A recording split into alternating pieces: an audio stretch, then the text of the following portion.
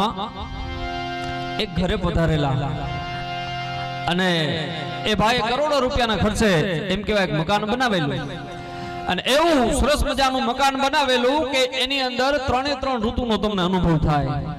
એક હવેલીમાં વયા જાવ તો તમને શિયાળાનો અનુભવ કરાવે, બીજામાં વયા જાવ તો ચોમાસાનો અનુભવ થાય, ત્રીજામાં જાવ તો ઉનાળાનો અનુભવ થાય। અને ઘરના વડીલ હતા ને એ સંત મહાત્માને વારંવાર કહે છે કે સંત મહાત્મા આ જે મકાન બનાવ્યું છે ને હવેલી જેવું, આની અંદર બધી જ વ્યવસ્થા છે, કે આની અંદર બધી જ વ્યવસ્થા છે, 3 ઋતુની વ્યવસ્થા છે, આની અંદર બગીચા છે ફરવા માટે, અમારા ગાડીની વ્યવસ્થા છે, અહીંયા મનોરંજનના સાધનો છે, અમારા ઘરમાં બધી જ વ્યવસ્થા છે। અને બાપ સંત મહાત્મા છેલ્લે કહે છે કે ભગતરાજ એક વ્યવસ્થામાં નથી કે કઈ કે તમે આવું વૈભવશાળી મકાન બનાવ્યું છે પણ આ ઘરની અંદર શમશાનની વ્યવસ્થા નથી, એટલે એક દિવસ તો આ ઘરની બહાર નીકળવું પડશે અને નીકળવું છે।